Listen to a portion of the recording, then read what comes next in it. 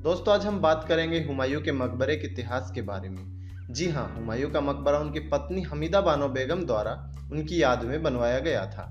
इसका निर्माण कार्य 8 सालों तक चला था और हमीदा बानो बेगम तीसरे मुगल सम्राट अकबर की माता थी। गुलाम वंश के समय में यह भूमि किलोकरी किले में स्थित थी, जो कि नसरुद्दीन महमूद के पुत्र सुल्तान केकूबाद की राजधानी थी। इस मकबरे की शैली वही है जिसने ताजमहल को जन्म दिया। मकबरे के लिए स्थान का चुनाव इसलिए किया गया क्योंकि यमुना नदी के किनारे हजरत निजामुद्दीन की दरगाह थी। संत निजामुद्दीन दिल्ली के प्रसिद्ध सूफी संत हुए हैं, वह इन्हें दिल्ली के शासकों द्वारा काफी माना जाता था। तो चलिए आज हम इसी हुमायूं के मकबरे के बारे में कुछ रोचक तथ्य जानते हैं। हुमायूं के मकबरे को उनकी मृत्यु के 9 साल बाद बनवाया गया था। इसका निर्माण फारसी वास्तुकार मिराक मिर्जा गियाथ के डिजाइन पर 1565 ईस्वी से 1572 ईस्वी के बीच हुआ था। एक समकालीन इतिहासकार अब्द अल कादिर बंदायूनी के अनुसार इस मकबरे का निर्माण 1565 से 1572 ईस्वी के बीच स्थापत्य फारसी वास्तुकार मिराक मिर्जा गियाथ के द्वारा किया गया था, जिन्हें हेरात बुखारा से विशेष रूप से इस इमारत के लिए बुलवाया गया था। इसे मकबरे को बनाने में मूल रूप से पत्थरों को गारे चूने से जोड़कर किया गया है और उसे लाल बलुआ पत्थर से ढका हुआ है। इसके निर्माण में सर्वप्रथम लाल बलुआ पत्थर को इतने बड़े स्तर पर प्रयोग किया था।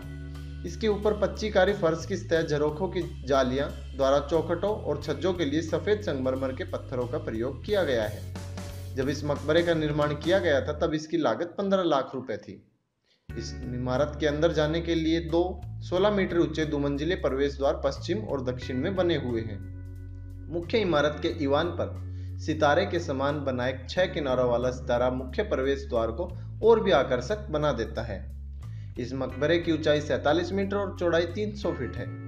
इस मकबरे पर एक फारसी बबुअस गुम्बद भी बना हुआ है। यह गुम्बद 42.5 मीटर के ऊंचे गर्दन रूपी बेलन पर बना है, जिसके ऊपर 6 मीटर ऊंचा पीतल का किरीट कलश स्थापित है और उसके ऊपर चंद्रमा लगा हुआ है, जो तैमूर वंश के मकबरों में मिलता है। इस इमारत में मुख्य केंद्रीय कक्ष सहित 9 वर्गाकार कमरे बने हुए हैं। इनमें बीच में बने मुख्य कक्ष को घेरे हुए शेष 8 2 मंजिले कक्ष बीच में खुलते हैं। यह बगीचे युक्त मकबरा चारों तरफ से दीवारों से घिरा है, जिसमें सुंदर बगीचे, पानी की छोटी नहरें, फव्वारे, फुटपाथ और अन्य प्रकार की आकर्षक चीजें देखी जा सकती है। ये मकबरा मुगलों द्वारा निर्मित हुमायूं के पिता बाबर के काबुल स्थित मकबरे बागे बाबर से बिल्कुल अलग था। बाबर को मकबरे में दफनाने के साथ ही सम्राटों को बाग में बने मकबरों में दफन करने की परंपरा भी आरंभ हुई थी। बाद में यहीं पर मुगलों के शाही परिवार के अन्य सदस्यों को दफनाया गया था। इस जगह पर हमीदा बेगम, दारा किशोर और बहादुर शाह जफर द्वितीय का मकबरा भी स्थित है। इस मकबरे की देखरेख भारतीय पुरातत्व विभाग द्वारा की जाती है। इस मकबरे में भारतीय परंपरा एवं पारसी शैली की वास्तुकला का चित्रण साफ दिखाई देता है।